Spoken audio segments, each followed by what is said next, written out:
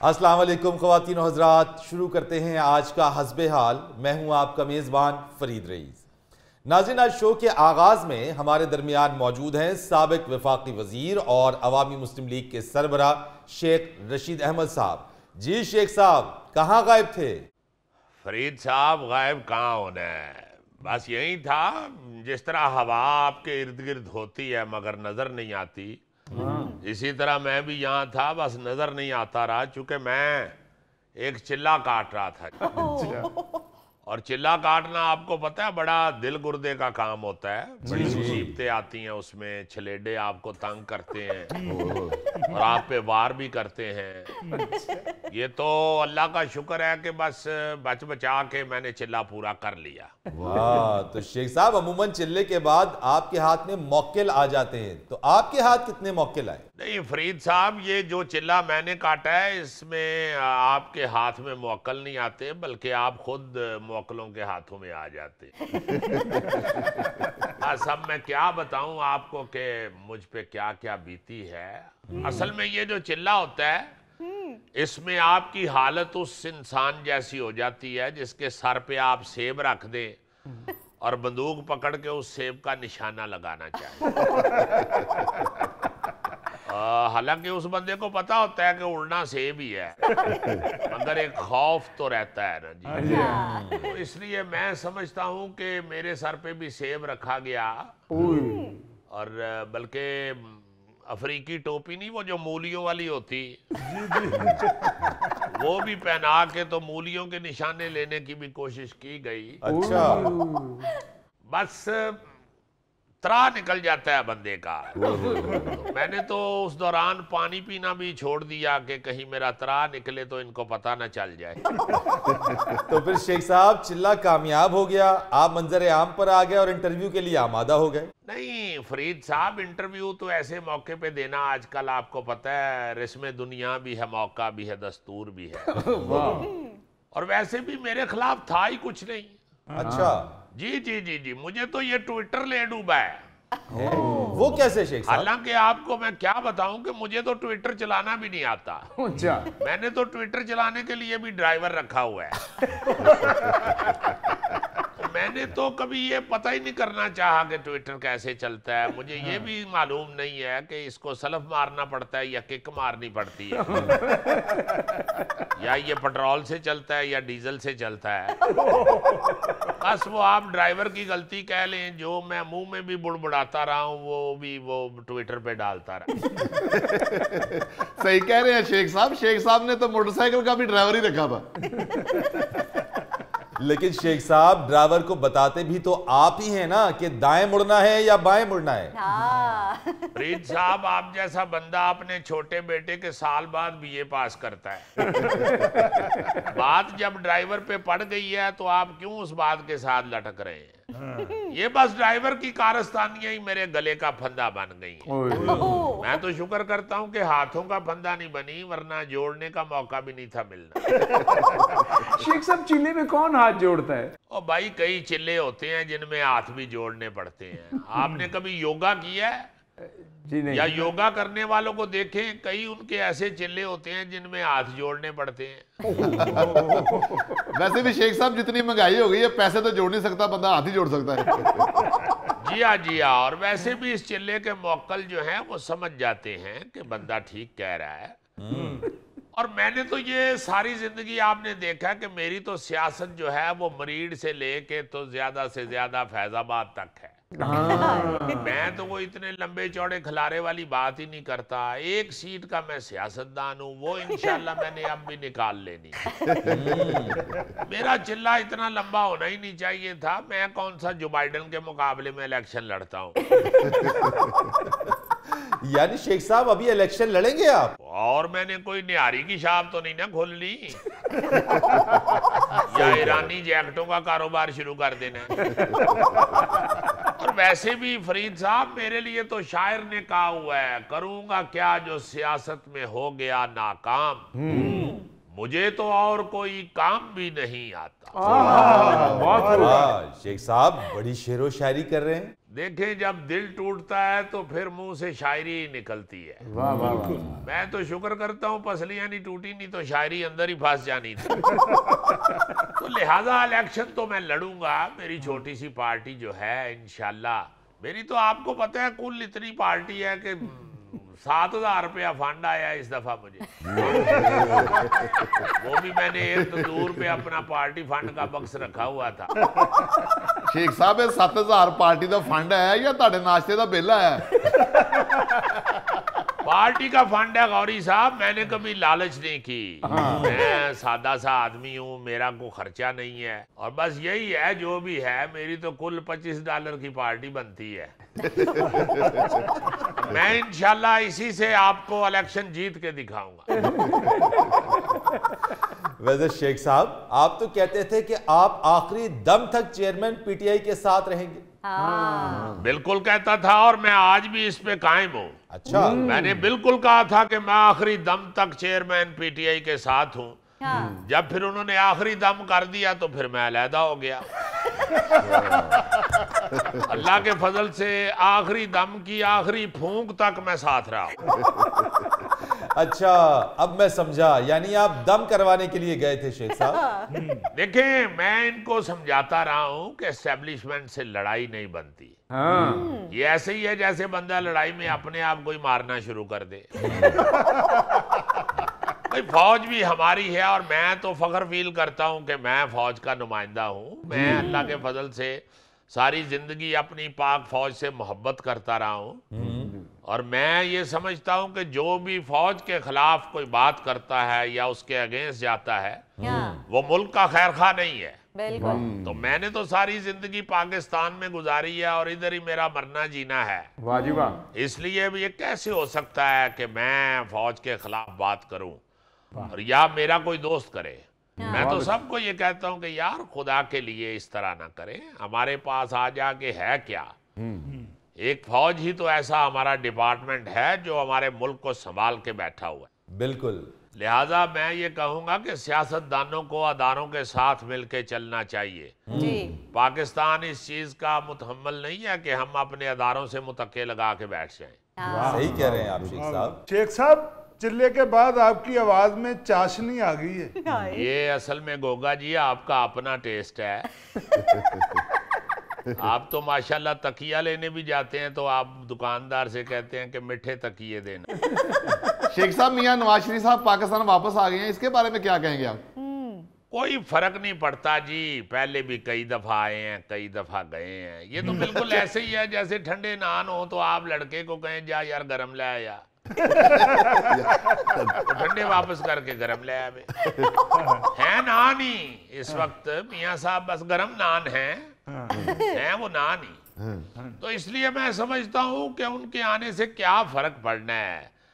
अल्लाह करे वो कुछ करके दिखाएं इस मुल्क के लिए। हम तो देखें सारी जिंदगी गुजर गई है इसी उम्मीद के साथ कि कोई तो इस मुल्क के लिए कोई अच्छा काम करे। वो तो ठीक है, मगर शेख साहब आप मियां साहब को नान कह रहे हैं? चलो कीमे वाला कर लो। शेख साहब, कैसी बातें कर रहे हैं आप? 3 मरतबा वो मुल्क के हुक्मरान रह चुके हैं। तो मियां साहब जब हुक्मरान थे तो मैं कौन सा उस वक्त तली हुई मच्छी बेचता था? जितनी दफा मैं वजीर रहा हूं पाकिस्तान में, कोई और शख्स मुझे निकाल के तो दिखाए।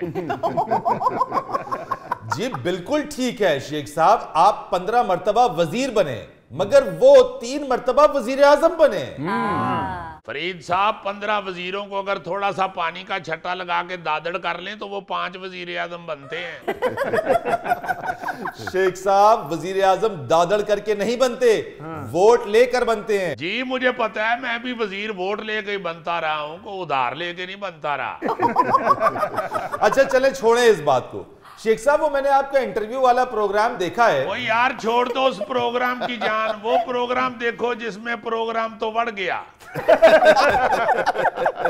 वो हिट हुआ है, तुम मेरा प्रोग्राम ही देखते जा रहे हो। ये जो इंटरव्यू वाला प्रोग्राम होता है फरीद साहब, इसे बस एक दफा ही देखना चाहिए। बार बार देखे तो इसका फीता फेंट हो जाता है। शेख साहब, मुजीबुर रहमान शामी साहब ने आपके उस इंटरव्यू के हवाले से कहा है कि सिर्फ एक इंटरव्यू से बात नहीं बननी। आप मेरी तरफ से देखें, मुजीबुररहमान शामी साहब बड़े मोहतरम हैं, बड़े सीनियर सहाफ़ी हैं, उनको मेरी तरफ से हाथ जोड़िएगा, उन्हें कहिएगा कि पीर इतना बुजुर्ग हो जाए तो एक चिल्ला ही काफ़ी होता है। अभी पीर में दूसरे चिल्ले का हौसला नहीं है, जाने दें, और थोड़े मौजू हैं उन पे बात कर लिया करें। अच्छा चले छोड़े इस मौजू को, ये बताइए कि आइंदा इलेक्शंस में पीटीआई का क्या नक्शा देखते हैं आप? यार फिर वही बात, फरीद तुम माशाल्लाह पढ़े लिखे आदमी हो, हर चीज पे तुम्हारी बड़ी गहरी नजर है, को बैठ के मंडियों के भाव सुनाओ। को पाकिस्तान में टूरिज्म के लिए कौन कौन से इलाके अच्छे हैं वो बताओ लोगों को। बल्कि जो हालात है मुल्क के, अवाम को उम्रे पे जाने की तरकीबें बताओ, क्योंकि सब कुछ यही रह जाना है। इससे पहले कि आपको चिल्ला काटना पड़े, आपको उम्रा करना चाहिए। शेख साहब लगता है काफी मुश्किल चिल्ला था आपका। ओ गोगे अपने एंकर नु बाज कर यार, या मैं टीवी चो बाहर आवा।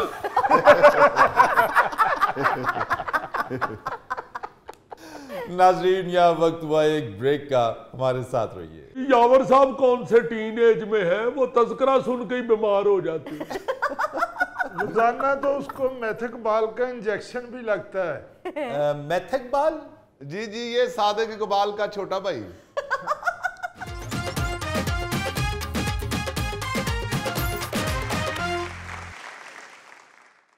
अस्सलाम वालेकुम स्टूडेंट्स, कैसे हैं आप सब लोग? वालेकुम सलाम। शुक्र अल्लाह। बहुत बहुत शुक्रिया जनाब। बढ़िया जी। बस मेरी थोड़ी सी तबीयत खराब हुई थी, मगर अब अल्लाह मेरे का फजल है कि मैं काफी ठीक हो गया हूँ। मेरी कमर में दर्द निकल आई थी। वो कैसे बख्तियार साहब? मैंने अपने पोते को उठाया जी, पोता मेरा है तो माशाल्लाह 1.25 साल का, मगर 1.25 मन का भी है वो माशाल्लाह बड़ा सेहतमंद है। वो उसे उठाया तो कमर में मेरे वो दर्द निकल आई, अब काफी बेहतर हूँ जी। चलिए अल्लाह का शुक्र है। बख्तियार साहब इस उम्र में आपको भारी भरकम चीजें नहीं उठानी चाहिए, जरा एहतियात मुझे आते हुए मेरी वो मुंह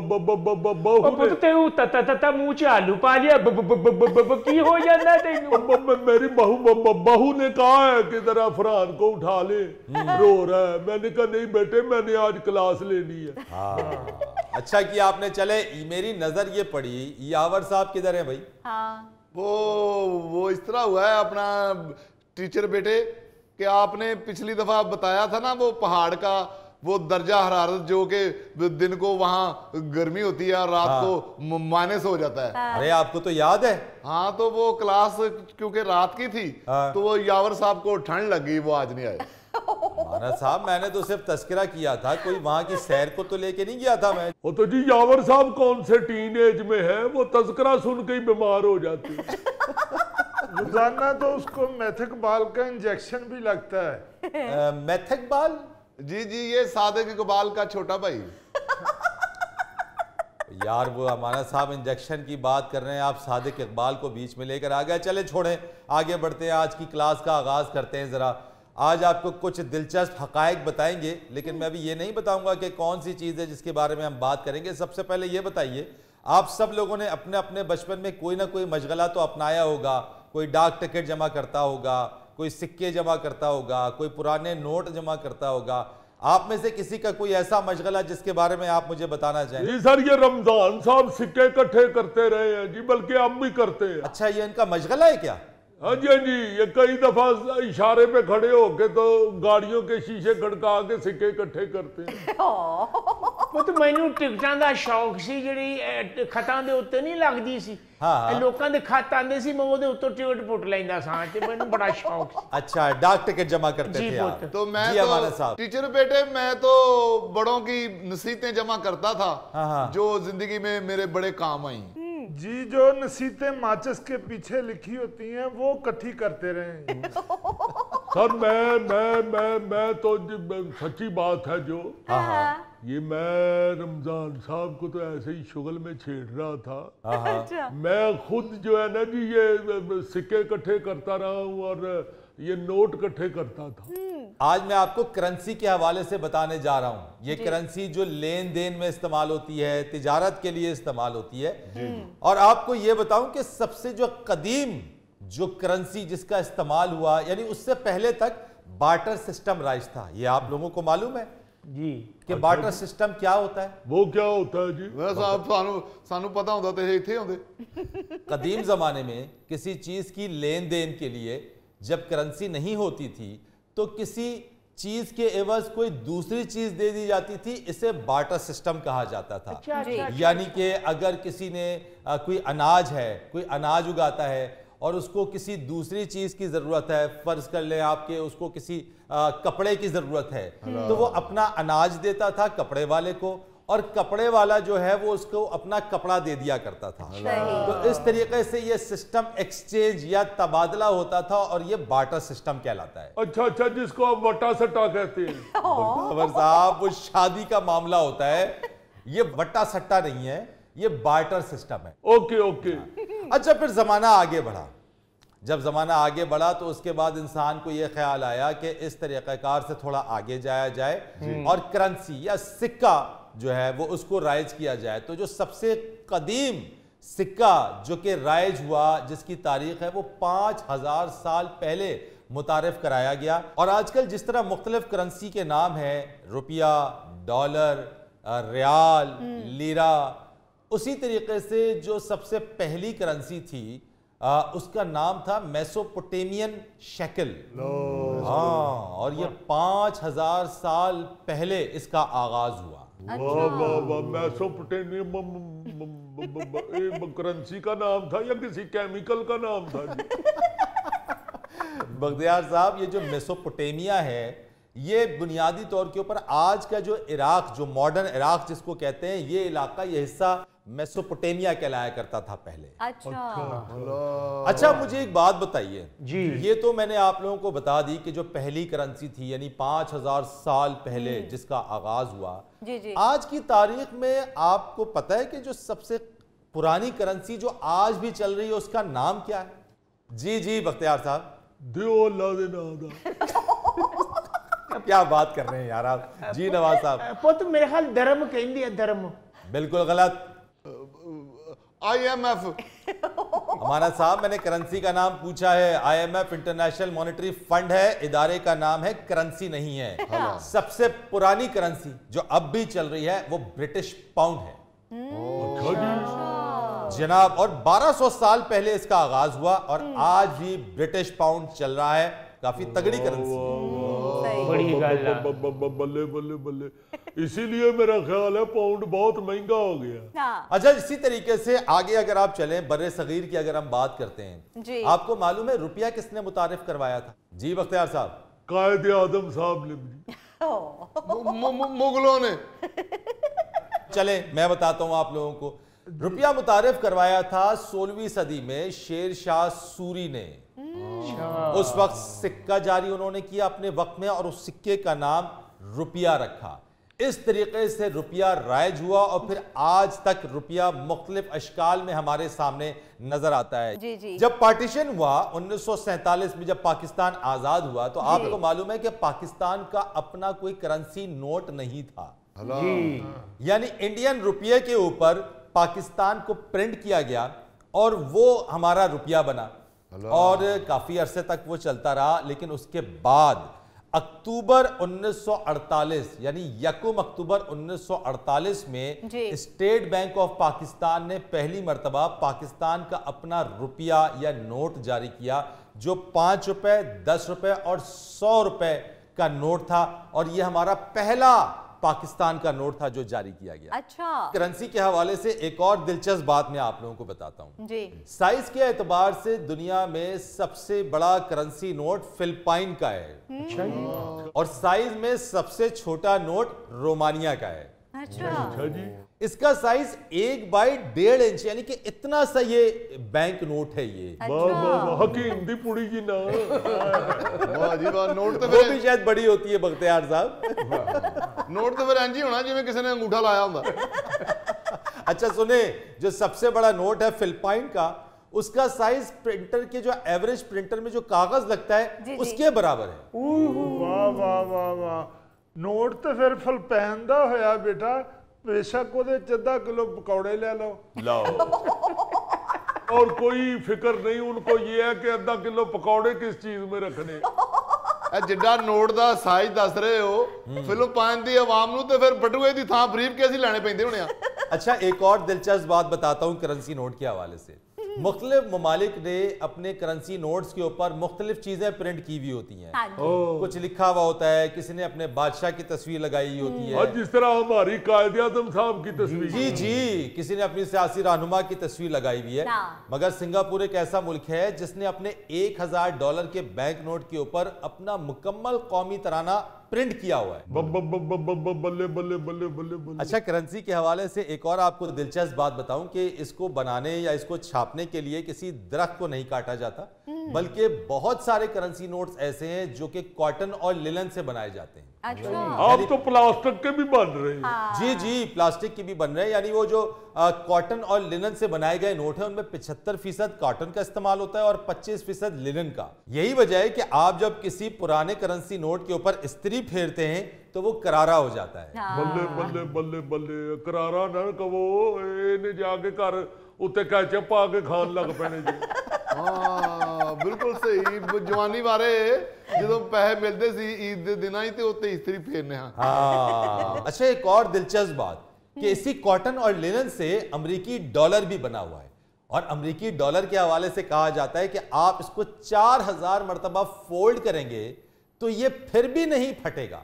बल्ले बल्ले बल्ले बल्ले, नहीं जी, अमेरिका जितना तगड़ा है उसके डॉलर को तो क्या फर्क पड़ना है। अच्छा, इसी हवाले से एक और दिलचस्प बात, इन नोटों की लेन देन से जरासीम मुंतकिल होते हैं जो बज़ाहिर हमें आम आंख से नजर नहीं आते, और यही वो जरासीम है जो बीमारियों का बहुत बड़ा जरिया बनते हैं बीमारियां फैलने का। हाय हाय हाय, रमजान साहब जी एहतियात किया करें, आप सबसे नोट पकड़ लेते हैं।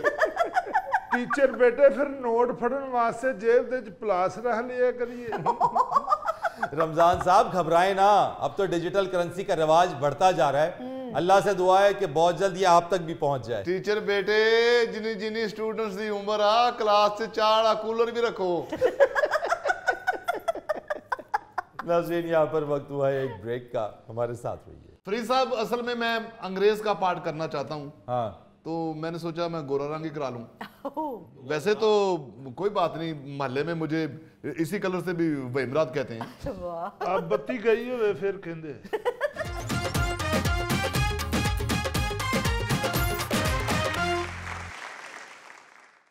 अच्छा जी अजीजी, ये जो साहब हमारे साथ आज बैठे में, वाह वाह वाह वाह, ये गौरी साहब इनको लेकर आए हैं जनाब, और गौरी साहब के जानने वाले और ये स्किन स्पेशलिस्ट हैं। अच्छा। वो स्किन स्पेशलिस्ट है? जी जी, स्किन स्पेशलिस्ट है ये, इनसे बात करते हैं। वैसे मैं गौरी साहब को कहना चाह रहा था कि गौरी साहब आप किन के चक्करों में फंस गए? हाँ। फरीद साहब, असल में मैं अंग्रेज का पार्ट करना चाहता हूँ, हाँ, तो मैंने सोचा मैं गोरा रंग ही करा लूं। तो वैसे तो कोई बात नहीं, मोहल्ले में मुझे इसी कलर से भी वहीमरात कहते हैं। अब बत्ती गई हुए फिर कहते। तो बत्ती तो मेरे मोहल्ले में अक्सर गई होती है। गौरी साहब, लेकिन अंग्रेज के पार्ट के लिए उसका रंग से तो कोई ताल्लुक नहीं है। अच्छा जी। अंग्रेजी अगर आपको बोलने आती है तो आप अंग्रेज का पार्ट कर सकते हैं। असल में वो चाह रहे हैं कि गोरे का पार्ट भी करो। हाँ, गोरे का। यू मीन वाइट अंग्रेज? जी जी जी जी, यही चाह रहे हैं ना आप? Yes yes yes. क्या फजूल चाह रहे हैं आप? हद हो गई यार गौरी, पूरी दुनिया तुम्हें इसी तरह मोहब्बत करती है। बिल्कुल। मैंने लोगों को देखा है तुम्हारे गले लग लग के तुम्हें चूम रहे होते हैं। बिल्कुल। तो तुम किस चक्र में पड़ रहे हैं? अच्छा, ये स्किन स्पेशलिस्ट है, जी हाँ जी हाँ जी हाँ जी हाँ। तो उनका अपना भी और तुम्हारा मेरा ख्याल है 19-20 का ही फर्क है। अगर इनकी दवाई दारू से तुम चिट्टे हो सकते होते तो पहले वो खुद अपने आप पे तजर्बा करते। देखिए, मुझे तो कोई ज़रूरत नहीं है क्योंकि मैं स्क्रीन पे नहीं आता। ये जो गौरी साहब हैं ये तो आर्टिस्ट हैं, स्क्रीन पर आते हैं, इन्हें रंग गोरा करने की बहुत ज़रूरत है। आप जैसे माइकल जैक्सन देख लें, उसका रंग ब्लैक था लेकिन उसने अपने आप को गोरा करवाया। आप मेहरबानी करके उसकी मिसाल न दें, अल्लाह उसे माफ फरमा दे, उस बेचारे ने तो अपने मुंह के ऊपर कोई 150 तजर्बा करवाया हुआ। देखिए मेरे भाई, साइंस तरक्की कर चुकी है। अगर आप स्किन को डील कर सकते हैं तो आपको करवानी चाहिए। ए मिस्टर, ये क्या तुम बातें और ये क्या मशवरे तुम दे रहे हो? साइंस ने तरक्की जरूर की है, लेकिन उसके लिए सर्टिफाइड प्रैक्टिशनर्स की जरूरत है, उसके लिए डिग्री होल्डर्स, डॉक्टर्स की जरूरत है।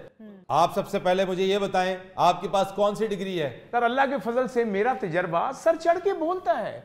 जो मैं आपको इलाज बताऊंगा वो डिग्रियों वाले भी नहीं बता सकते। क्या फजूल बात कर रहे हो तुम? ये तजुर्बा क्या होता है? तुम्हारे पास डिग्री है, तुमने एमबीबीएस किया है, तुम डर्मेटोलॉजिस्ट हो।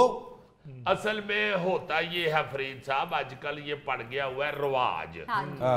इंसान जो है ना जी, वो बेचारा एहसासे कमतरी में डूबता जा रहा है। बिल्कुल। अब हर शख्स जो है ना, हर शख्स, किसी को अपना नाक नहीं अच्छा लगता, किसी को अपना रंग नहीं अच्छा लगता, किसी को अपने होंठ नहीं अच्छे लगते, किसी को अपना मथा नहीं अच्छा लगता, किसी को कान नहीं अच्छे लगते। और अब वैसे भी मेडिकल में चूंकि डर्मेटोलॉजिस्ट की डिग्री आ चुकी है और स्किन के हवाले से अब इतना ये फैल गया है इलाज मुआलजा जी जी कि अब हर दूसरे मोहल्ले में आपको स्किन स्पेशलिस्ट नजर आते हैं। हाँ जी बिल्कुल। वरना मुझे याद है कि लाहौर पूरे में एक कोई स्किन स्पेशलिस्ट होते थे। हम फिर रंगत के चक्कर में पड़ गए हुए हैं। हाँ जी बहुत। रंग उसका गोरा है, उसका काला है, उसका सांवला है, इन चक्करों में पड़ गए।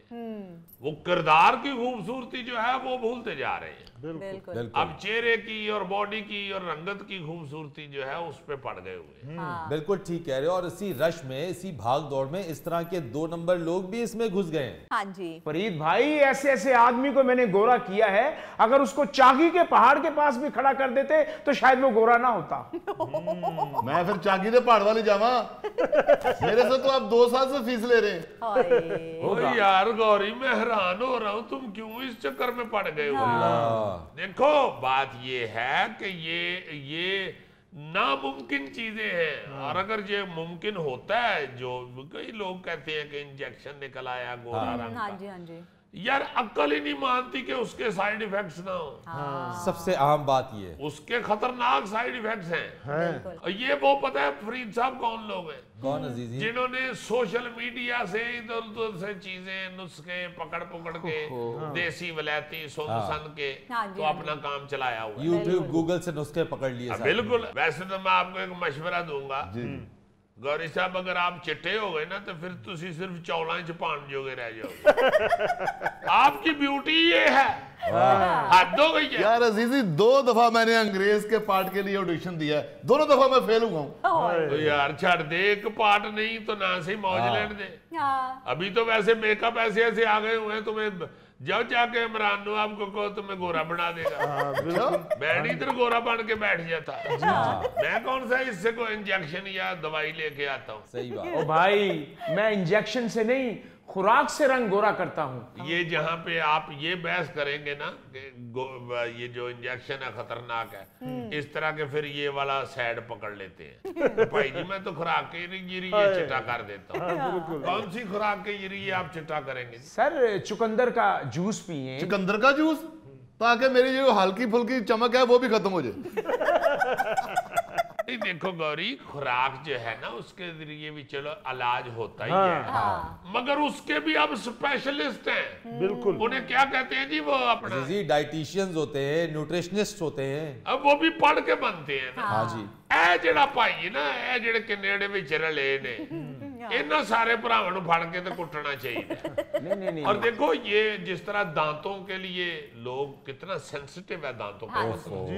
बाहर अंग्रेज जो है वो बेचारा हजारों डॉलर देता है अपने दांतों वालों को। बिल्कुल। और यहाँ पे फुटपाथों पे भी डेंटिस्ट बैठे हुए थे, अताई डॉक्टर बैठे। वो अल्लाह का शुक्र है अब लोगों को वो अवेयरनेस होती जा रही है कि भाई इन्हों को नहीं जाना। बिल्कुल। जेडे इलेक्ट्रीशियन वाला प्लास फड़ के दंद पैंदे। अजीजी भाईजान, आप बिल्कुल ठीक कह रहे हैं। मैं तुम्हें परसों भी ठीक कह रहा था, तुम मेरी बात नहीं मान रहे। कट खाया कर, तेरी मेहरबानी। परसों तो आप गलत कह रहे थे। अच्छा जी।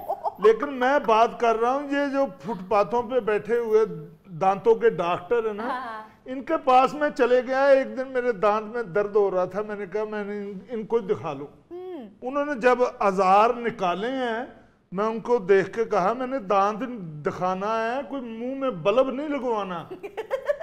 जाहिर है उनके देसी से औजार होते हैं, उनको पता ही नहीं होता। अताई दंदान साज होते हैं। हाँ जी। और ये स्किन वाले जो है ना, ये भी अब इतने 2 नंबर आते जा रहे हैं बहुत। हाँ जी। बल्कि मैं तो अपने व्यूअर्स से कहूंगा कि खुदा के वास्ते ये स्किन के मामलात को भी बड़ी एहतियात से हैंडल करें।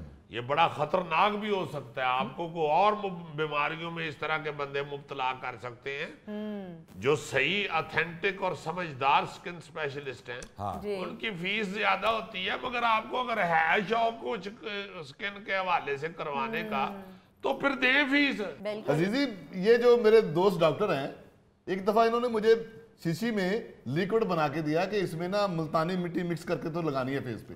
फेस पे? हाँ, उसका लेप करना है फेस पे। अच्छा। मैंने वो लगा लिया। वो भाभी आपकी गई हुई थी अपने माँ बाप के घर। अच्छा। वो जब वापस आई तो वो मुझे पहचाने ही ना। मुंह मेरा सूज गया, आंखें छोटी छोटी हो गई। वो मुझे देख के कहे, पहलवान जी गौरी साहब घर नहीं है। मैं कहूँ बेगम गौर करो, मैं गौरी हूँ। तो भाई मैंने आपको कहा था कि मुल्तानी मिट्टी का लेप करना है, आपने सरगोदे की मिट्टी का कर लिया। ओहो, सरगोदे की मिट्टी होनी है, ताई मेरा मुंह माल्टे वर्गा हो गया। नाज़रीन, यहाँ पर वक्त हुआ एक ब्रेक का, हमारे साथ रहिए। कई बाबे कहते ने सब दा भला सब दी खैर। कई बाबे तो गाना भी बढ़िया कर दे।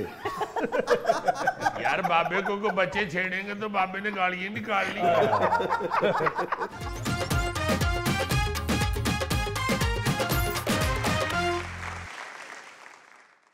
जी, क्या है आज हस्बे डाक में जिया साहिबा? सर, आज सबसे पहला मैसेज आया है कोयटा से और किया है असलम नवाज ने, और कह रहे हैं अस्सलाम वालेकुम हस्बे हाल टीम। कह रहे हैं अजीजी साहब, आप बलोचिस्तान के बारे में अपने प्रोग्राम में बात करते हैं, कभी इस मसले पर भी हुकूमत की तवज्जो दिलाएं कि बलोचिस्तान के लोगों के लिए रोजगार के मौके पैदा करने की जरूरत है ताकि वडेरा शाही खत्म हो। बहुत अच्छी बात है। इस वक्त तो बलोचिस्तान के वजीर आज़म है काकड़ साहब। बिल्कुल, वजीर आज़म काकड़ साहब पिंजरा पुल बनाओ। देखो ना जरा यार अजीजी, अब भी अगर बलूचिस्तान के लोगों की जो महरूमी का जो शिकवा करते हैं, अगर अब भी वो शिकवा करें तो फिर मैं समझता हूँ कि काकड़ साहब के होते हुए फिर नहीं, काकड़ साहब को तवज्जो देनी चाहिए। बिल्कुल। शिकवा तो वो अभी करेंगे, कुछ भी नहीं हुआ ना अभी तो। ऐसे ही है। उन्होंने कौन से कोई इतने प्लान बता दिए हैं बलोचिस्तान के जो लोग अब शिकवा ना करें। उनको चाहिए, वो बहुत बेहतर जानते हैं। इस वक्त मौका ये है उनके पास कि बलोचिस्तान से उनका ताल्लुक है और वो वजीर आज़म की सीट पे हाँ जी। वो निगरान वजीर आज़म हैं, उनके पास इतनी कोई इख्तियारात नहीं होते, या कह लें कि कानूनन वो शायद बजट इतना नहीं खर्च कर पाते या ये वो, मगर फिर भी बहुत कुछ कर सकते हैं। जी हाँ। ये मोहसिन नकवी साहब जैसे भाग दौड़ कर रहे हैं और संवारना चाह रहे हैं। अब महरूमियाँ खत्म होनी चाहिए, गुलामी खत्म होनी चाहिए। हाँ, उनको भी चाहिए था कि हर दूसरे तीसरे हफ्ते जरूर उधर जाएं, जाके बलोचिस्तान के लोगों के मसाइल देखें और कोशिश करें हल करने की। बिल्कुल। जैसे गोगा किसी भी शादी पे जाता है ना, तो सलामी देना या अपना दूल्हे को मुबारक देना या दूल्हे के वालिद को मुबारक देना, नथिंग, कुछ नहीं। सीधा जाते ही पूछता है कि भाई जी रोटी कितने बजे खुली। इसी तरह मेरा ख्याल है काकड़ साहब को ऑफिस में घुसते ही पूछना चाहिए कि जी बलोचिस्तान का कोई मसला है तो बताओ। मैं देख लो गुजराले का कोई भी मसला हो, मैं तो फौरन उसको बयान करता हूँ। और आज भी एक बयान करना है, हमारे गुजरावाला के अंदर वादत कॉलोनी में एक गवर्नमेंट रहमत मेमोरियल होम इकोनॉमिक्स कॉलेज है गर्ल्स का। अच्छा। जी। वो खालिद मकबूल साहब ने, उस वक्त के गवर्नर जो थे, वो एजुकेशन से उनको बड़ा प्यार था। उन्होंने वो जगह शगह ये वो उनको जो है वो वहाँ पे दिलाई। जो रहमत अली साहब जो थे, उन्होंने वो जगह डोनेट की थी, तो वो उन्होंने उधर गर्ल्स कॉलेज बनवा दिया। सही। और बड़ा अच्छा वो चल भी रहा था। जी। कुछ अर्सा पहले वहाँ पे मेडिकल कॉलेज वालों ने कब्जा कर लिया। वो खैर अब उधर चले गए, उनको और जगह मिल गई। अब वो लड़कियां हैं वहाँ पे, गवर्नमेंट रहमत Ali memorial girls home economics college, ठीक है जी। तो कमिश्नर साहब ने क्या किया, गुजरांवाला के जो हैं जी, उन्होंने वो जो है ना जी, चाइल्ड प्रोटेक्शन ब्यूरो, हाँ, उसके बच्चे वहां पे हॉस्टल में उसके घुसा दिए। ये क्या बात है? यार वो बच्चे पता नहीं कहाँ कहाँ से, कोई कहीं से दौड़ा हुआ, को भागा हुआ, ये वो लड़कियों का कॉलेज है। खुदा के वास्ते कुछ होश के नाखुन लें, आप ये क्या कर रहे हैं? पहले ही लड़कियों के दरसो तदरीस के वसाइल जो हैं उसके रोने नहीं खत्म हो रहे। हाँ जी। जो चलो 4 कॉलेज बने हुए हैं वहां पे तो बेटियों को, बहनों को, बच्चियों को तालीम आराम से सुकून से हासिल कर रहे थे। ये बाकायदा खौफ फैला हुआ है उस कॉलेज में। नहीं तो कोई और जगह कम है जो चाइल्ड प्रोटेक्शन ब्यूरो वहां पे बना वही दिया? ना मेरा मतलब है, इतना आपको प्यार आ रहा है अगर इस काम पे, तो आप अपना कमिश्नर हाउस खाली करके उधर रखवा दें बच्चों को। तालीम का क्यों बेड़ा गर्क कर रहे हैं? अच्छा जी, अगली मेल हमें की है रजा नजीर ने और कह रहे हैं अस्सलाम वालेकुम हस्बे हाल टीम। कह रहे हैं अजीजी साहब, आपने तालीम की बेहतरी के लिए असातिज़ा को उनकी जिम्मेदारियां बताने की कोशिश की है, इसलिए तनकीद से परेशान ना हो। लोग हमेशा तालीम की कमी की वजह से गाली और गुस्से का इस्तेमाल करते हैं। बिल्कुल नहीं कोई नाराज या परेशान नहीं है हम, वो तो होता है, ये हाँ पार्ट है हमारे प्रोग्राम का। असातिज़ा नो डाउट हमारे लिए और आपको कौम के लिए और मुल्क की तरक्की के लिए इंतहाई अहम किरदार बिल्कुल होते हाँ हैं। जी मोहतरम है। वो बिल्कुल नहीं ऐसा, वैसे ही वो हमने जरा क्लियर किया है, नाराज हो रहे थे जो टीचर असातिज़ा, हाँ जी। साहिबान के आपने हमारे खिलाफ कर दिया, उनको ये बताया कि ऐसे ना कहें। हाँ जी, हक में भी बड़ी दफा किया और करते बहुत रहते हैं। दफा हाँ जी। जैसे पुलिस वाले जो हैं वो कई दफा मुझ पे ये एतराज करते हैं कि आपके वालिद साहब पुलिस में हैं और आप पुलिस का मजाक बनाते हैं और आप पुलिस को वो रिश्वती पेंट करते हैं। बताते हैं हाँ, मैंने कहा यार बात ये है कि पुलिस में अच्छे बुरे सारे हैं। सभी होते हैं हाँ जी। अच्छा जी, अगला जो मैसेज है वो है गौरी साहब के लिए और ये मैसेज आया है फैसलाबाद से और किया है काशिफा महमूद ने। कह रही हैं अस्सलाम वालेकुम हस्बे हाल टीम। वालेकुम सलाम। कह रही हैं गौरी साहब बाबर आजम 11 की बड़ी तारीफें कर रहे थे, लेकिन इन तिलों में से तो तेल निकलता दिखाई नहीं दे रहा। मैं खास तौर पर पाकिस्तान के भारत और ऑस्ट्रेलिया से हारने पर गौरी साहब का तबसरा सुनना चाहती हूँ। सुनाओ जी, तबसरा वो सुनाते तो हैं। नहीं वो तुम्हारा तबसरा हाँ सुनना जी। चाह रही है ना, तो आपके कोई इसी हवाले से को आपने काफी सारा तबसरा किया हुआ है। हाँ। उसके भी बहुत सारे वीलॉग बना के, टिकटॉक बना के तो लोगों ने फेंके हुए हैं सोशल मीडिया। हाँ जी। और तुम्हारे करेक्टर दोस्त भी बहुत हैं, तुम काबू आए हुए हो आज। आजकल तो लेकिन का टिकटॉक बड़ा मशहूर है, हम तो दूसरी बार ही हार गए जमान। अब जरा ये भी बताओ ना जो भारत से और ऑस्ट्रेलिया से जी। हार गए हैं। हाँ जी, हाँ जी, वो बस हार गए, हार जीत तो होती रहती है। बिल्कुल ठीक बात है। ये गौरी अक्सर यही तबसरा करता है, बल्कि अभी अंदर ये बाकी दोस्तों को समझा रहा था कि यार कैच अगर छूट गया है तो ये ऐसे ही है जैसे एक्टर से बात करते हुए, डायलॉग बोलते हुए फंबल हो जाता है वाह। तो रीटेक करनी पड़ती है। हाँ जी, तो चूंकि क्रिकेट में तो रीटेक नहीं है, बिल्कुल हाँ। तो वो ये तो हिस्सा है, ये तो पार्ट है गेम का। कैच छूट गया कोई बात नहीं। अच्छा जी, अगला मैसेज किया है शौकत अली ने और कह रहे हैं अस्सलाम वालेकुम हस्बे हाल टीम। जी वालेकुम सलाम। जी कह रहे हैं कि जिया की सबसे अच्छी बात यह है कि वो अम्मा फरीदा की बातों का बुरा नहीं मानती, लेकिन बुरी बात यह है कि अम्मा के कहने पर गुत भी नहीं करती। किसी दिन अम्मा ने खुद इसकी गुत कर देनी है। देखिए बात ये है कि ये जो छोटे छोटे चीजें हैं ना, ये जानबूझ के हम शो का हिस्सा बनाते हैं बहुत अच्छे। ताकि थोड़ा बहुत याद दहानी के तौर पे रियलाइज करवाने के लिए ये बच्चे ऐसी बातें भी सुनते रहे। जी। मैं तो ओल्ड करैक्टर में जो हमारे बुजुर्ग जो है ना, हाँ जी, वो ऊंची ऊंची एक आवाजें लगाया करते थे। कई हर एक के घर में जो बुजुर्ग है ना, वो कोई कह रहा होता है ताकि या अल्लाह टोर दिया फिर दी ले जाए। कोई कह रहा होता था या अल्लाह किसी दा मोहताज ना करे। सही बात है। कोई कह रहा होता था या अल्लाह मंजी दा मुसाफिर ना करी। हाय हाय हाय हाय। जी कई कहते हैं कि अल्लाह अपनी जनाब से देना। कई बाबे कहते ने सब दा भला सब दी खैर। हाँ। कई बाबे तो गाना भी बढ़िया कर दे। यार बाबे को बच्चे छेड़ेंगे तो बाबे ने गालियां निकाल ली। मैं इस बात को भी याद करता हूँ तो बड़ा मैं अल्लाह से माफ़ी भी मांगता हूँ। हमारे स्कूल के करीब थे एक बाबा जी रहते। अच्छा। वो मेरा ख्याल है, मुझे अब याद नहीं पक्का, वो किसी कोठी के शायद मुलाजम थे। वो लड़के उनको जाते हुए छेड़ दे होते थे। अच्छा।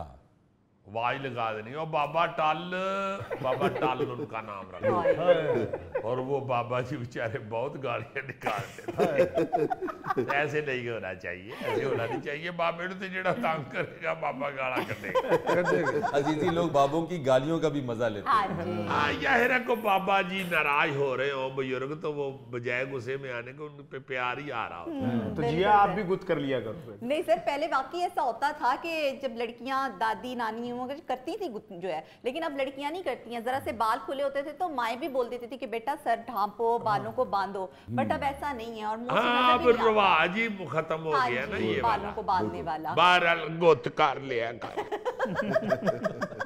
नाज़रीन, ये था आज का हस्बे हाल। जाने से पहले एक खूबसूरत बात। मशहूर कलमकार तारिक बलोच सहराई लिखते हैं कि कोई रास्ता पूछे तो खुशी खुशी बता दिया करो। कभी कभी इंसान रास्ता बताते बताते खुद मंजिल बन जाता है। वाह वाह वाह। अपने मेज़बान फरीद रईस को इजाज़त दीजिए। आइंदा हफ्ते आपसे फिर मुलाकात करेंगे इंशाअल्लाह। तब तक के लिए अल्लाह हाफिज़।